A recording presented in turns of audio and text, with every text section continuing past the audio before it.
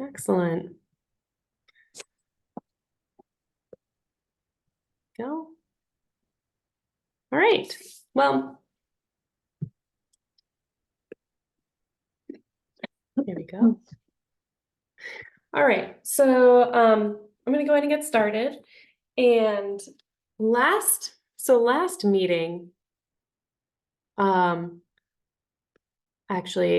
meeting was about rewards and punishments. And if any of you who haven't had a chance to actually get a chance to watch that, I recommend that you do. It really sets the framework for this parenting approach.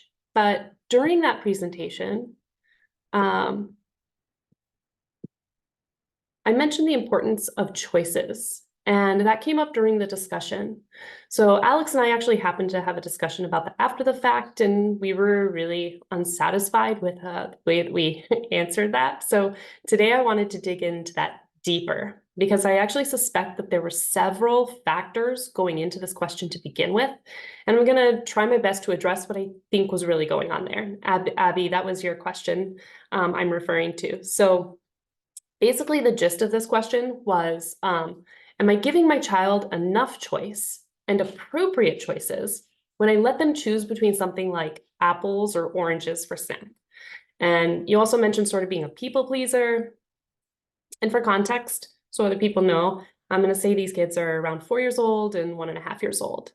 So what I really suspect is happening is the question is something more along the lines of, is this a big enough choice? Because my kids seem so frustrated, and angry sometimes. So I'm like, maybe you're wondering if the issue's not enough choice, or maybe a not big enough choice, because you're seeing like this really big reaction. Okay. So I'm going to say yes, that is an adequate choice. And actually more choices or bigger choices in that instance are unlikely to eliminate the upset because, and this is actually true for almost any of these types of similar choices that instigate a really big reaction. Like, do you want the red cup or the blue cup? Or do you want the truck shirt or the dinosaur shirt? Or walk or carry? And that's because our kids are sometimes happy with these choices, totally fine with them, but sometimes it actually instigates a sudden meltdown. And the choice isn't really what they're actually looking for. It's not what they're needing. And it's actually not what they're upset about. So I know that sounds confusing. It's not about the apples or the oranges.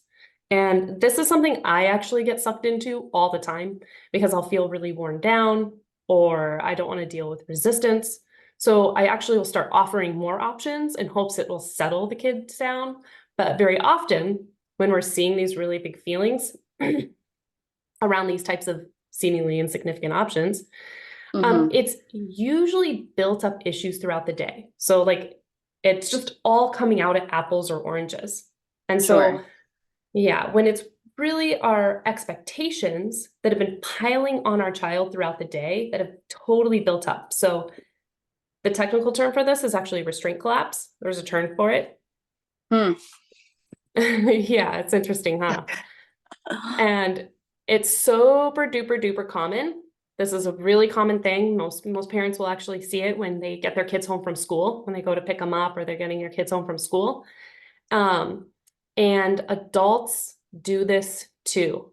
So for adults, it actually just might look like getting home from a long day at work and suddenly we like blow up at our partner for some smaller meaningless request. And, because of that puts it into good context. Yeah, because I get home and I'm like, well, I don't want to think about what dinner to make now. So thinking about it that way, because that was a lot of where I get kickback is exactly at pickup when I'm like, but I'm giving two good choices. And then I don't like the answer he comes up with. And then I think like I had been talking to you about, should I listen to him because he's trying to tell me something through his choice? Or do I impose as a parent a choice I think is a better, whether that means like, oh, well, it's better for your body or mind to do what I wanted. Does that make sense? Yes, absolutely. And the parent, a lot of times when you're seeing like that really big reaction,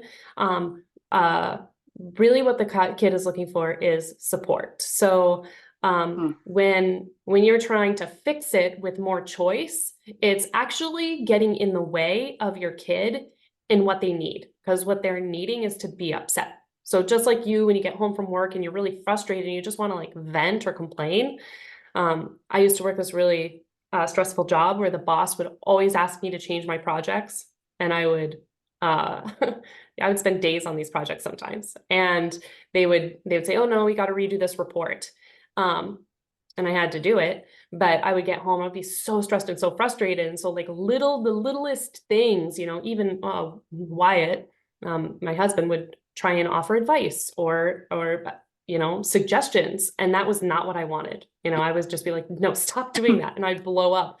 And all I really want to do is vent and get it out. So the kids are actually doing that too. So Hmm. what's happening is the kid they want to be upset for a little bit. And they're really looking for support. So that looks like empathy and not solutions. So you actually don't even need to address the thousands of things that are built up throughout the day that probably led to that meltdown. There's actually no real way to know all of them. What you need to do is hear them out in that moment without trying to fix it or, convince them that actually they really do love apples more than anything. Yeah.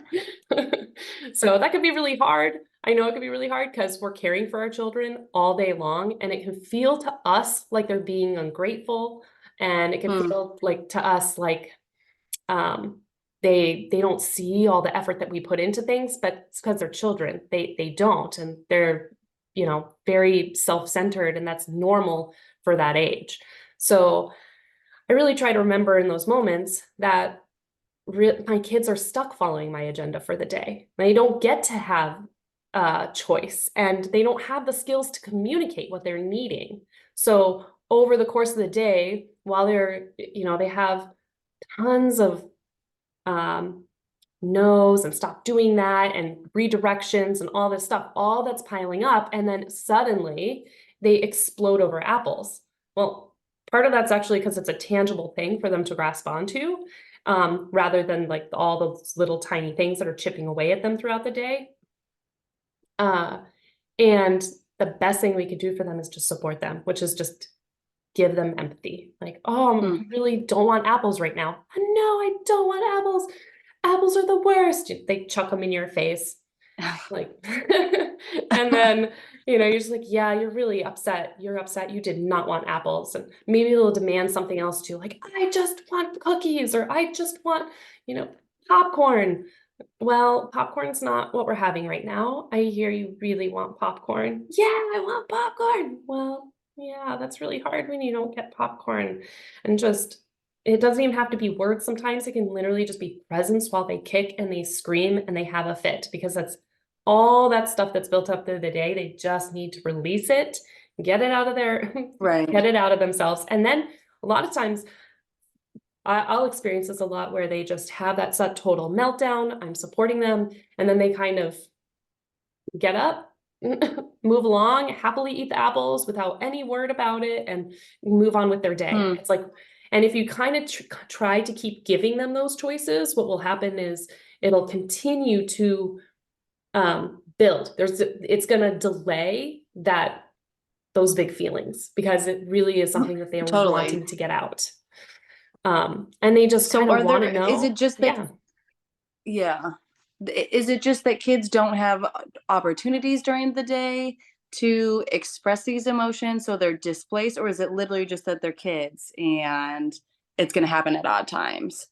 Yeah. Like, can It's a we give little, them more opportunities during the day, or is it just like, again, they're too little for that, and this awareness only comes with time? So until then, we are just creating the safe space for when these emotions do need to be felt.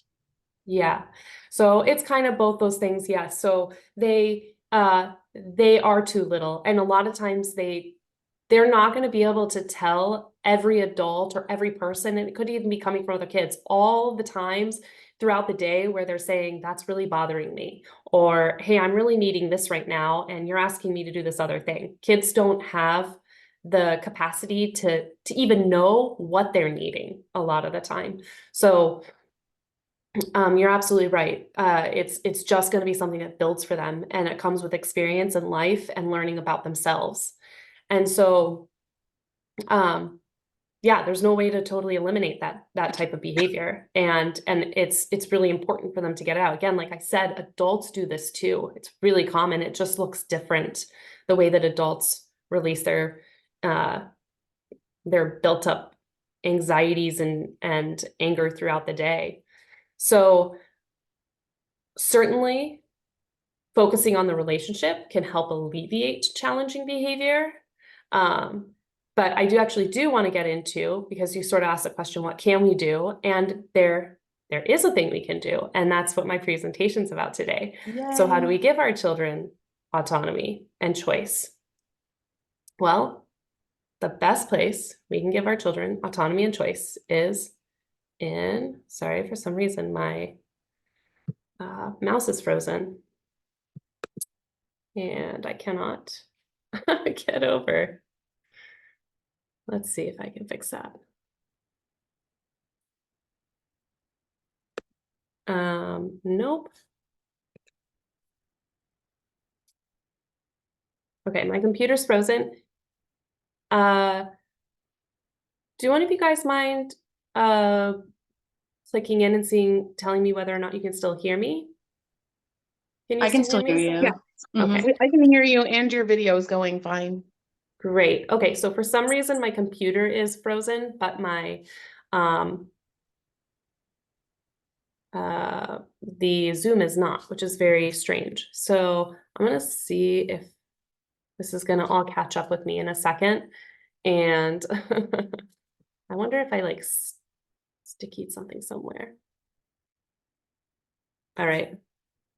I may need to, oof. Will it work if you use your like arrow buttons or something? So that's what I was trying to do originally. And it is not working. So I'm like nothing on my screen is working. My mouse isn't working, and the arrows, my buttons aren't working. My escape isn't working. So I'm gonna try to log out. I'm just gonna try and restart the computer, log out and log back in and see if that works. Sorry about that. Please bear with me for a moment.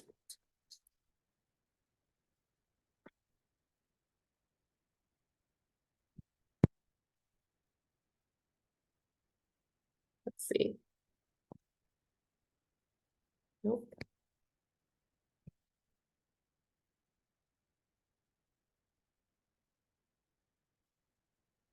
That's not even working. Tech problems, of course, guys. Sorry about that. Oh, hold on a second. Hmm.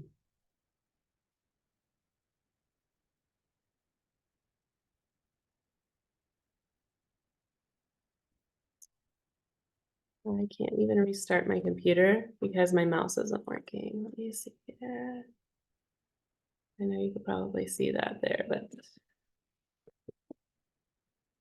oh, let me see actually if this works. Okay, you know what? I may have figured out another possibility here. Sorry, guys. Let me minimize that. There we go. Okay, I got it working. All right. So play. So play is where kids get their autonomy and their choice. Unstructured play should be our children's domain to rule, and play is actually where kids are free to make choice. So autonomy lives in the creative spaces, free from adult intervention, and that is play that is absent of adult commentary, judgment, and direction. It's where kids should be free to make choice. When we interfere with our kids' play, we actually send the message that they're incapable of solving their own problems. So play is where your child will learn patience. It'll learn how to assess risk, be able to make mistakes, and figure out solutions. They get to feel the big feelings of success and failure, and they get to try again. So kids learn from experience, so we really need to let the cycle of cause and effect play out without our interference. And this means letting kids solve issues on their own, particularly in play, And the more we control or warn or intervene, the more we send the message, you can't handle this. So the neurons in the upper brain are not fully connected at birth. That image there, those are actually the neurons from newborn all the way for the first 2 years. And the brain is structured to learn through experiences. And for kids, most experiences happen through play. And play primes the cortex for the development of the neuronal pathways. And it's crucial for establishing new connections. And social play is actually more prominent in animals with a large neocortex. And the more often a child is in a play state, the more new brain circuits are formed. So play is fundamental in shaping skills such as physical agility, social confidence, emotional regulation, creativity, and resilience.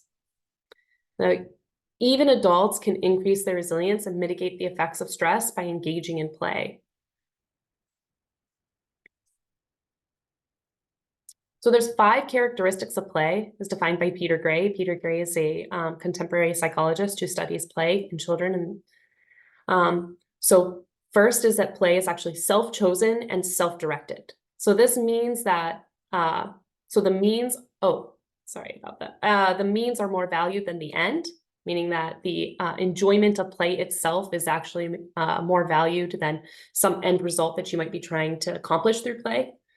The rules of play are not directed by necessity, but created from the minds of the players and do not necessarily follow the rules of the real world.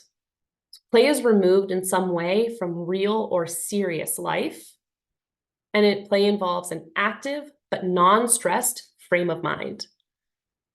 So play is not all or nothing. Play can actually be blended with other motives, and it exists on a scale of 0 to 100%. Kids are more likely to be 100% immersed into play than adults are. But adults may find something fun or playful, but it also meets some practical goal, like building a table or writing a presentation about the benefits of play. So the characteristics of play have to do with motivation and attitude. 2 people can actually be doing the exact same thing, like drawing, creating something, and one could consider themselves playing while the other is not. And when a child feels coerced, the spirit of play vanishes. So the advantages of play vanish too. This is actually true for adults as well. When an adult is actually given the choice of how and when to do their work, even when the work is difficult, they experience the work as play and fun. But when people must actually do as they're told at work, they're much less likely to view their work as play. So unstructured play is beneficial for all ages, including newborns, which is why it's so important to create an age-appropriate environment, safe space for kids, so that they can be free to explore without hazards or constant adult supervision. So interfering with play. Adults insert themselves in play and create rules that are clearly not wanted. Sometimes adults actually even request that kids admit that they're just playing, right? And your kid knows the difference. They know that they're not really Superman, even when they're in a role for a long time. It's forcing kids to admit that they're in play. It seems to take the magic out of it. So let your kids stay in their fantasy world and don't keep trying to drag them out of it. Interrupting play is another thing a lot of adults do. Especially I see this a lot in young babies and toddlers, where they'll be happily sitting there or playing, and adults will walk up and put their face directly in a baby or a toy right in front of their face. Or a big one would be grabbing a baby or a toddler to change their diaper without waiting or asking first or warning the child first. They just pick them up and change them, waiting until a nice end point. If you sit down next to the child and sort of wait and let them know that you want to change their diaper and give them an opportunity to finish what they're doing, and it shows you that you value what they're working on too. Helping. Adults oftentimes help children, and a lot of times our help is not wanted and it's not really helping. So that's anything where you're doing something for your child, fixing something for them, and we intervene way more frequently than We really should. Quizzing kids is another way we interfere with children's play. This is particularly common in newly verbal toddlers that I see, where people ask like identifications incessantly. So they'll say, "Oh, where's your nose?" and "Oh, what color is the block?" This kind of questioning really drives me crazy. Constant correction is another thing adults do, where a kid might mistake a spoon for a fork, and the adult says, "That's not a fork, that's a spoon," or that's not red. What color is it? Which is really funny because then they're actually correcting and quizzing if they do both those things. So kids don't need to be constantly reminded that they make mistakes. And your child's not going to grow up thinking that an eyebrow is a nose or not know the difference between blue or purple. Directing play, this is another thing adults do a lot, where they'll say, "Oh, why don't you try this puzzle?" Or "Why don't you go down the slide?" Instead of just letting the kids explore independently and letting them go down the slide when they're ready. Judgments are really common. It's another way we interfere with play. So I hear this a lot when people arrive at the park. They'll say, "We came to the park to play. Why don't you go play now?" So I hear that all the time. So this actually assumes that they're not playing correctly. That's a type of judgment. And we're enforcing our expectation of what play looks like on our child. Other things that parents say a lot of times is, "That's not how you're supposed to build with the blocks, or use that swing, or climb that." Those are judgments. So that being said, that doesn't mean that we can never play or interact with our children. I do it all the time, and I think that's really important too. But when we're being included in our children's play, try to be mindful of these interferences and try and allow your child to guide the direction that it goes more often than you are. And when we do control our children's play, we're actually depriving them of opportunities to take control of their own lives, and we're preventing them from discovering new interests when we intervene all the time. So Peter Gray, I mentioned him earlier, he's a contemporary psychologist who studies the interaction between education and play. And he actually discovered that there's been a significant increase in the rates of depression and anxiety in children over the last 50 years. This increase of anxiety correlates to a person's perceived sense of control. So people who believe that they are victims of circumstances beyond their control are far more likely to become anxious or depressed. And this is true for adults as well as children. So adults who have freedom in their work, that get to make decisions, report being much happier than those who are heavily managed, which I mentioned before. So children are no different. And Gray actually attributed this increase in childhood anxiety to the increasing demands of schooling on children and the decline of opportunities for unstructured play. So it's actually almost as if school was designed to produce anxiety and create depression.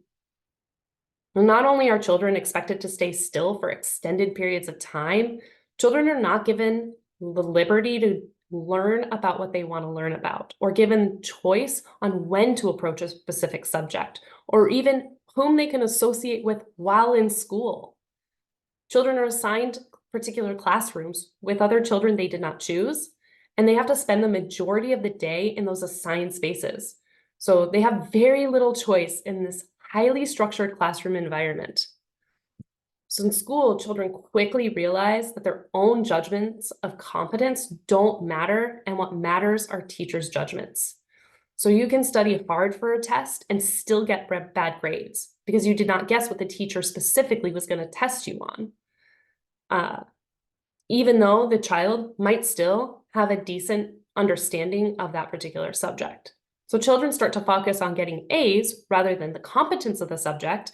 And if you're interested in hearing more about the issue of grades, you can go back to listen to my first presentation where I discussed the problems with rewards, and grades are a form of reward.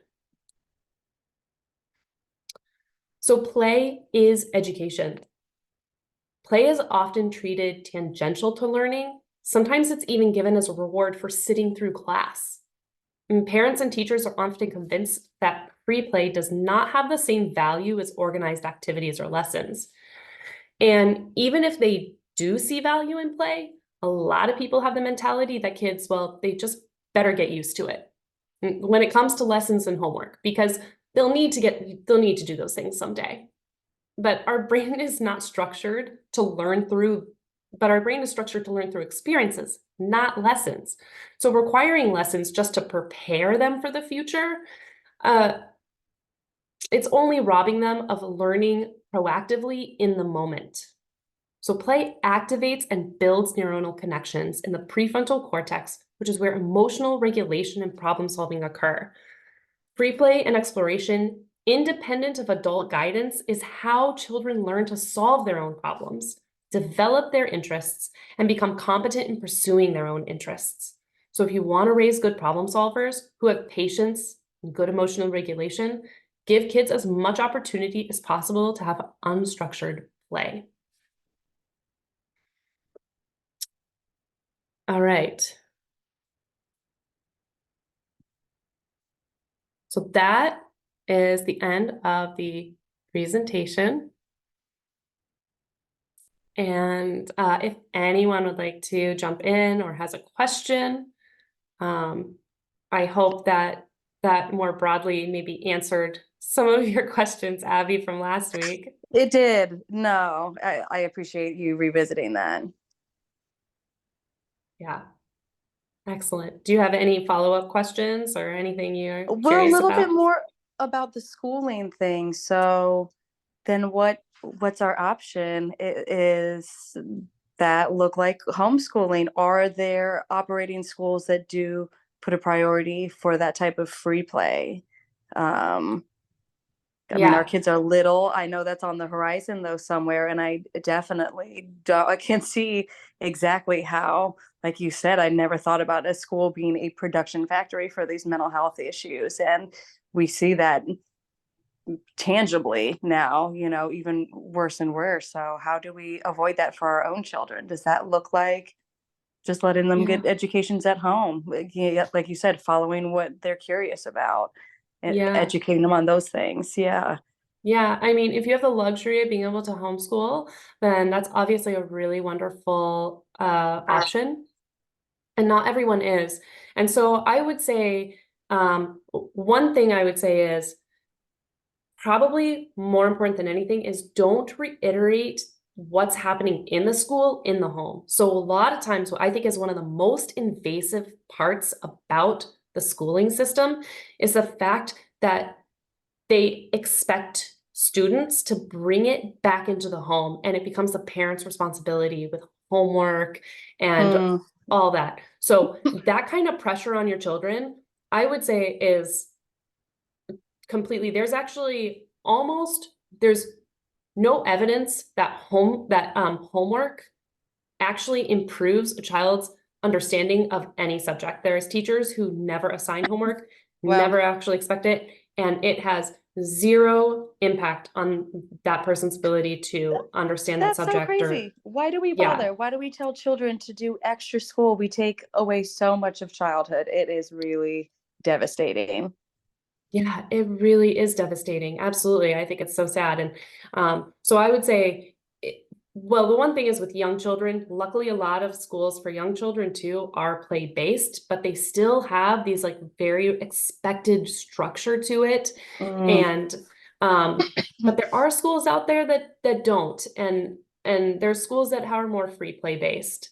And as far as like my sister, she has her kids in school. She's her ex-husband wanted to enroll them in school, and they're in school, and for her, she just doesn't enforce the whole homework part at home, because talk about presumptuous on the school part. Bring that in. Alex, do you want to add anything about Right. school? I would love to add something about school. If anyone is interested, there's a very large unschooling movement, and unschooling is basically following your child's interest. Many of them are homeschoolers, but there are actually unschooling schools that you can send your kids to. Awesome. The most popular one, it started in the 70s. It's called Sudbury, Huh. Sudbury. And it's a Democratic school. You can Google Democratic school or Sudbury school. And it is basically the kids run the school. The kids can go and choose what they want to do. There are rules. The kids come up with the rules. Everything, all the rules in the school and the way the school's run, the teachers that are hired, and that's not even teachers, they're staff members that are there to help make sure the kids stay safe and facilitate things if they have to. But the staff members get the same vote as the kids, and the kids outnumber the staff. So the kids really run the school. They vote on everything. They vote on the rules, and they basically learn what they need to learn by living life. I love that. Yeah, it's a really wonderful model. There's some others that are similar too, and some other schools that don't consider themselves Sudbury that try and model themselves in a similar fashion. And if you really want to do quite a deep dive into the sort of insidious aspects of schooling, there's a really great podcast that was put out a while ago. It's the School Sucks podcast, and So they go into nice. great detail on the history of schooling, and it's far darker than you ever could have imagined. So, So between them and how parents act, it's a real double whammy, because that definitely resonated. I know for myself as a kid, oh, if you get straight A's, mom and dad will get you XYZ. So it was like the double layers of pressure and performance there. yes, yeah, that's very common, and it's stressful. It's really stressful for kids, and like you said, it robs kids of their childhood, which is so unfair to do. Yeah, And how unrealistic. We don't go to work and then come home and have new work of our work at home. So exactly. what is Yeah, that? exactly. Yeah, I think that's the kind of like the craziest part about it. The fact that kids are expected more and more and more, the hours of homework that they have after the fact. And on top of that, the extracurriculars that a lot of parents put their children in. It's like, soccer practice, and then every single day they have some activity. And, that can be fine for kids who enjoy it, but it ends up becoming something that can be really stressful for them. Like, oh, I really need to get great at baseball. That's what's going to be they think that's going to help them into college. And it just ends up being Yeah. this younger and younger. They're just thinking college, college, college. Like that's the most important thing ever. And I don't know, it's really sad because it's creating a Mm. significant mental health crisis. Yeah. Yeah. Not to Community. mention the fact that colleges are kind of a scam. Ugh, The cost of a college is so Right. much, and that degree really does not get you a high paying job after. A lot of people are finding after they graduate, no kidding. you're better off.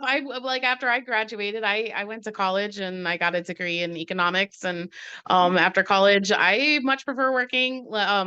I haven't in a while, but before kids, I would wait tables. I made way more waiting tables and getting Same. tips than Yeah. I did. Yeah, and it was more fun. Yeah. And now this is why I'm starting a new career for like the fifth time. Exactly. Yes. It has nothing to do with what you graduated in college with, huh? Oh, not at all.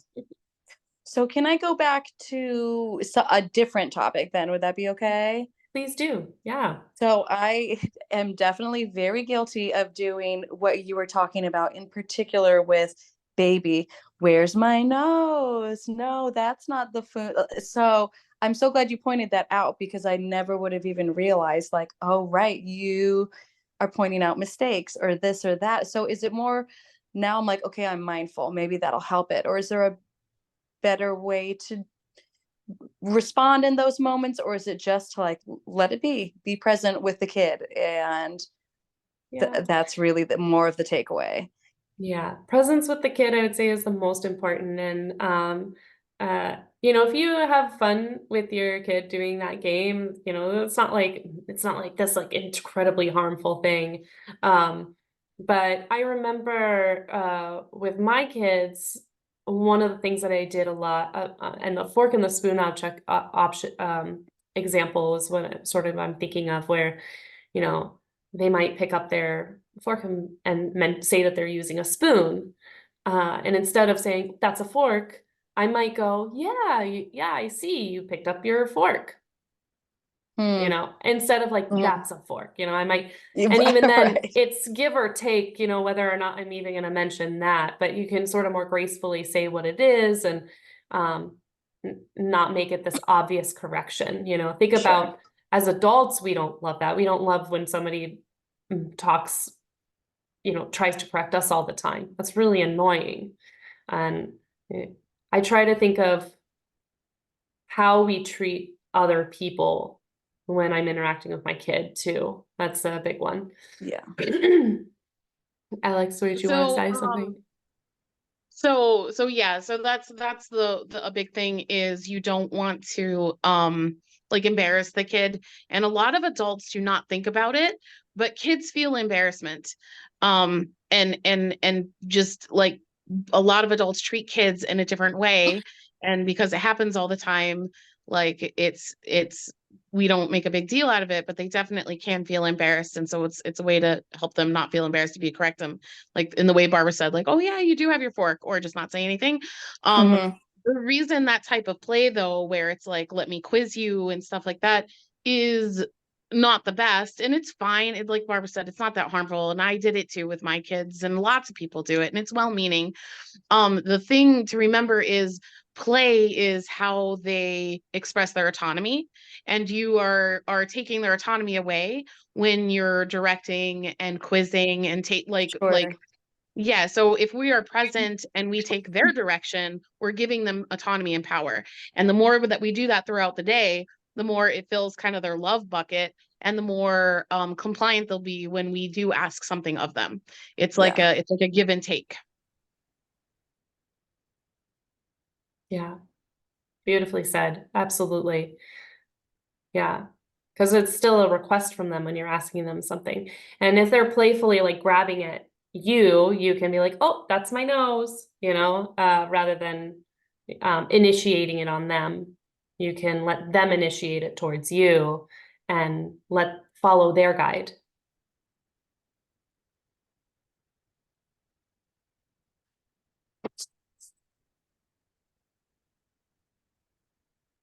I like how you mentioned it as a request because as I've been listening to you and I listened to the replay of the last one, there's so many correlations between what you're talking about and nonviolent communication, which I've studied quite a bit and practiced a lot.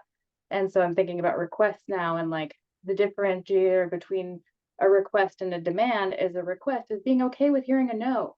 If you ask a question and you're okay with hearing a no, that's a request. If not, then you're issuing a demand.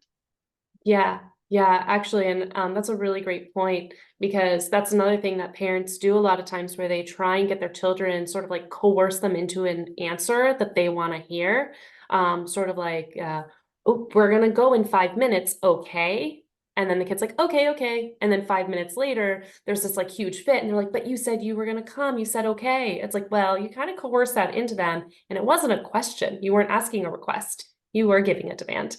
And so parents do that a lot. And I love that you make that connection. I'm nonviolent communication seems to just fall right into line with respectful parenting. And I almost feel like you can't have one without the other. It's like respectful relationships. And I'm realizing that more and more, how they just join up perfectly. Absolutely. And like when you're talking a lot about, empathy and just letting kids have space. I mean, we all need that. We have times where we just need to be heard, be, seen. And that doesn't mean I don't need solutions. I don't need, you to tell me stories about, how things have affected you. I don't need, I just need you to just be present and be with me. Let me get all this out. And then suddenly, I feel lighter. And it's the same with kids. Yeah, yeah, absolutely. Absolutely. And it can be hard, because sometimes what they're having a fit about can feel so personal to us. And the more we can actually distance ourselves and say it's not a personal thing, that's their emotion and that's their thing. And it could be really, really hard. And I think that's why parents get trapped in wanting to constantly fix their big emotions. But when we do that too, we're sort of sending the message that it's not appropriate to have emotions, but it is appropriate to have emotions, and kids are going to get better at expressing them as well. They're not going to be 20-year-olds who, well, to be fair, I have seen some like pretty old people have some incredible meltdowns before, but so anyone can. And I've seen Oh, aw. I've seen really cool things like feelings and needs flashcards for kids with, pictures and illustrations on them to help them learn so that they can learn how to articulate. I mean, how many of us like are, oftentimes in the moment, like have trouble expressing what we're feeling and needing in any given moment because we don't have the language. And so just think it's be really amazing. Obviously my little guy is very, very little right now, but I'm thinking years to come and ways that I can help him like grow the vocabulary to be able to identify and express, what he's feeling in a given moment. yeah, I love that. What is the grok cards? Yeah, those are wonderful. It's a feelings and needs for kids. They have a kids deck. They also have an adults deck, so adults can practice it too. I love that. And absolutely, one thing that I do a lot for my kids when they're when I notice things, I mean, obviously I can't know exactly what they're feeling, but I do try and point it out. Like, you look really frustrated. And now my 5-year-old he's pretty good. He'll call me out sometimes. We're like, Mom, I'm really mad. What you did was not okay. Because I make mistakes, and I do things that are totally like, yeah, you're right, sweetheart.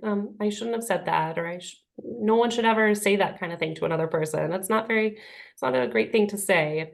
I try, like, can we do a redo, or maybe this is what I should have said instead. Sometimes I'll do that, and he's pretty good at pinpointing those feelings now, which is huge.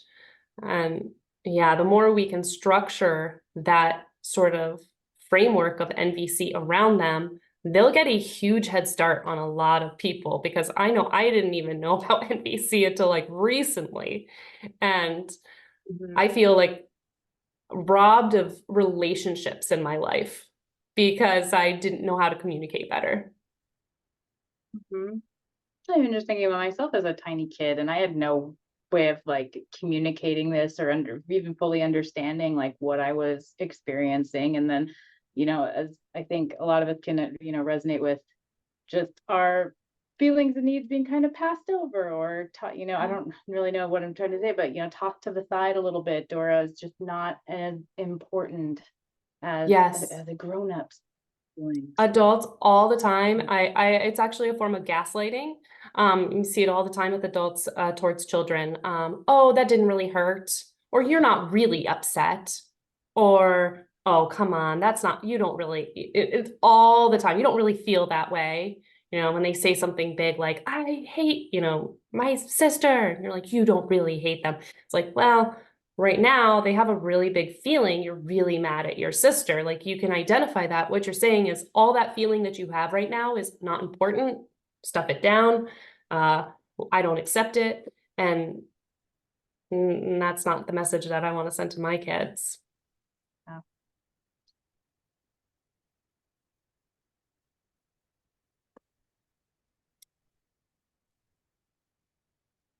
See, we got some more time. Does anybody want to bring up any other questions? It does not have to be about anything that I presented on. It could be something totally different. It could be anything at all. Or bring up.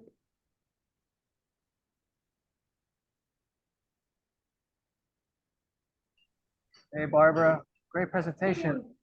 Thank you. Yeah, no problem. Alex, when she first spoke, man, she spoke very intelligently, and I could not formulate a response. It was so good. But I actually, I don't know if it's like lagging. I got into an argument with my parents today, and I just feel like expressing that.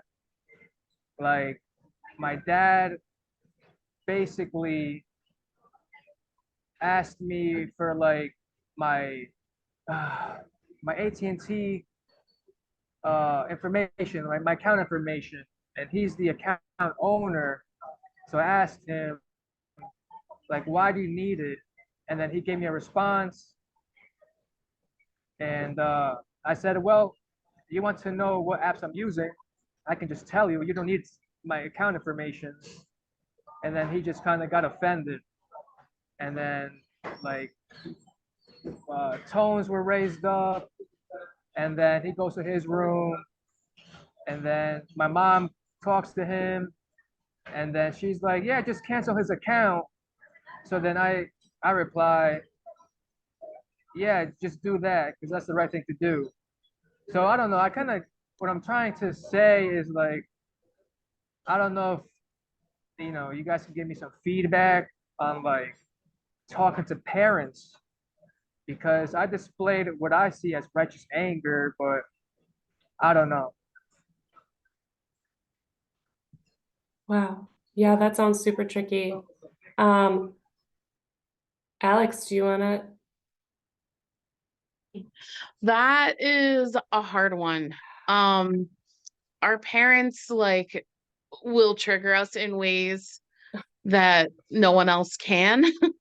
Yeah, I'm definitely my Um, worst self around my around my parents. yes. The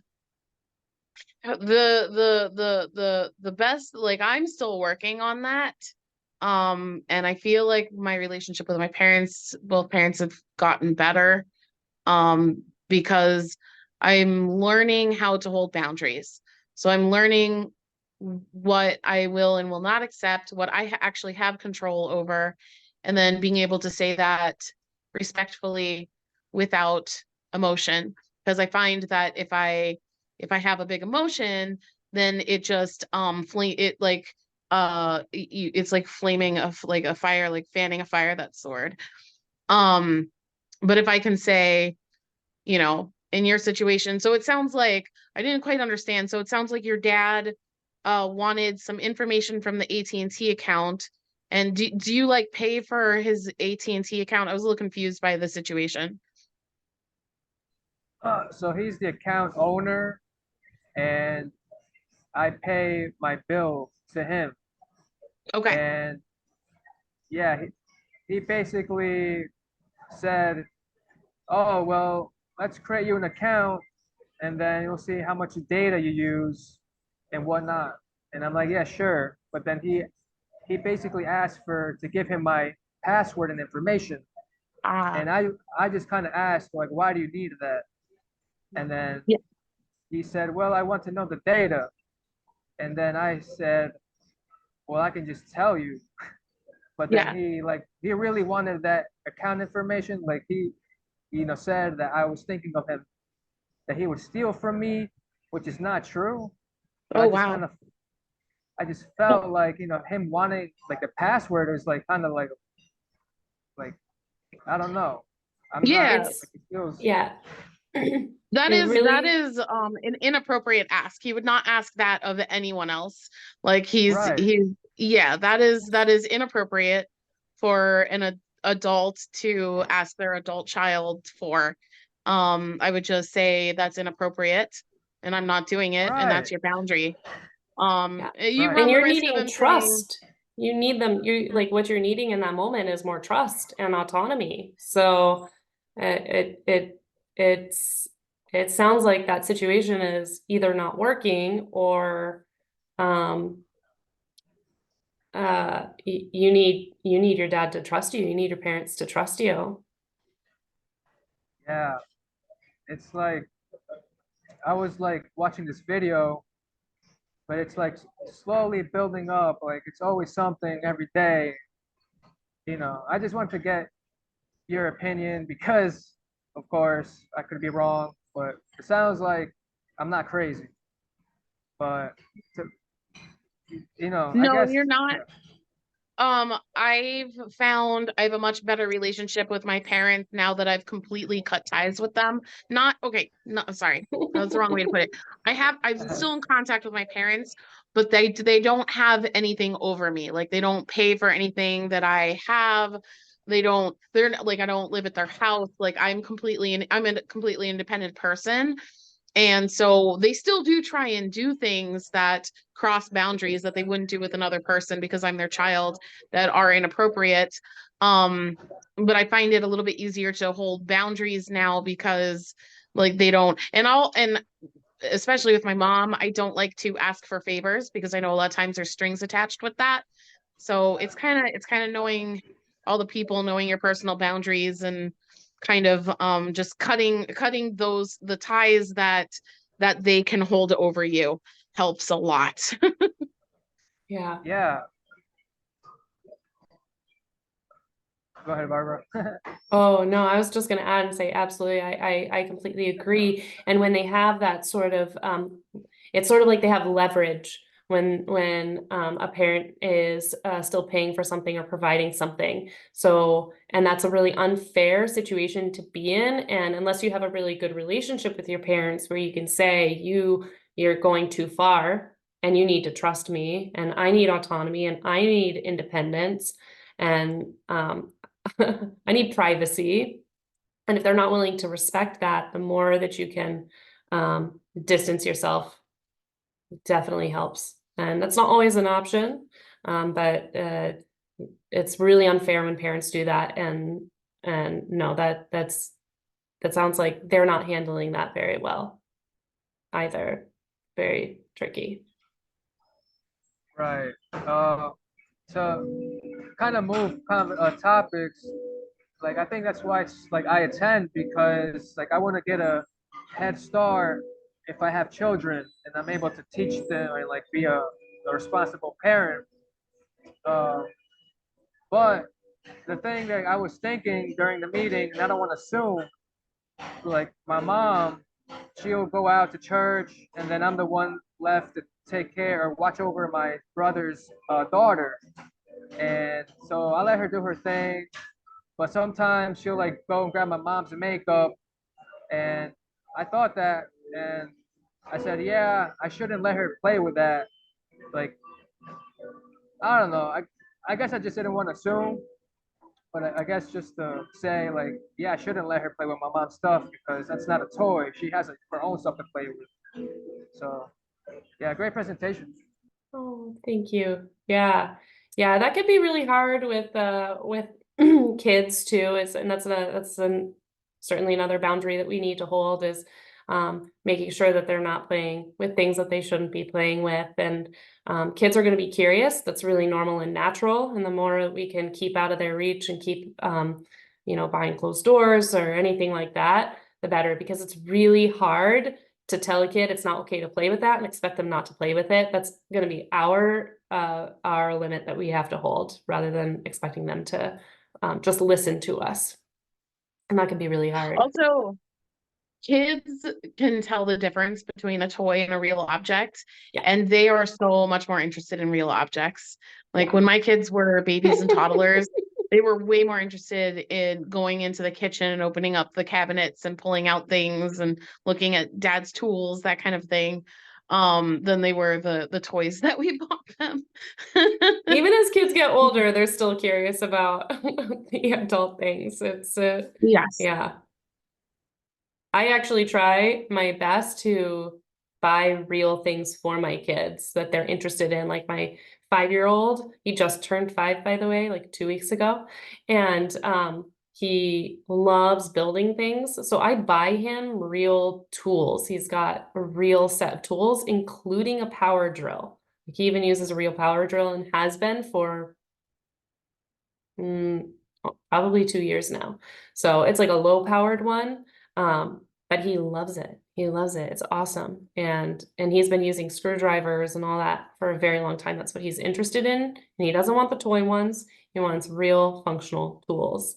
So the more opportunity we give them to have access to real life things too, the less they're gonna try and like sneak around and like get to things that they shouldn't be getting into. They might still, gotta keep an eye on kids, but they really love having access to real things.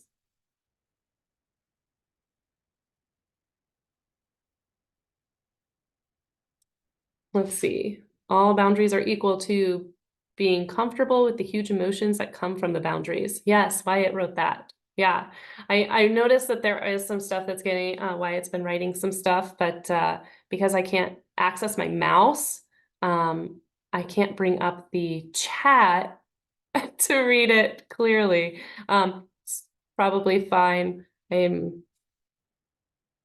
But we do have a couple more minutes if anybody else would like to ask something or wants to mention something. I can read the chat. Is there anything interesting in there? I saw stuff popping up, but sometimes I didn't catch it before it disappeared. Nope. Nope. Wyatt says nope. You don't have to read it. Okay.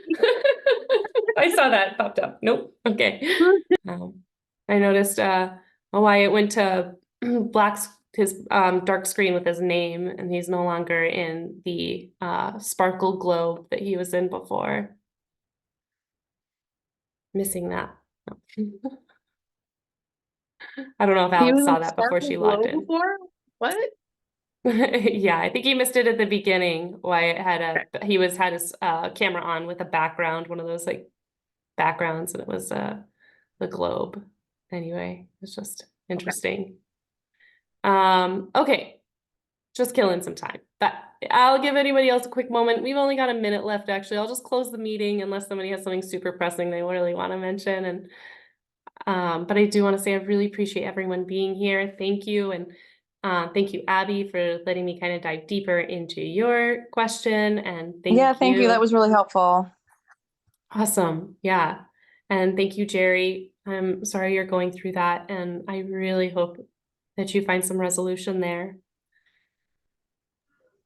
Thanks. You guys gave me the answer. I was like, because I was displaying like righteous anger, how I see it. And then like my mom is like, why are you raising your voice? And I'm like, because you're not listening. And like, it just like, you confirmed everything. Thanks.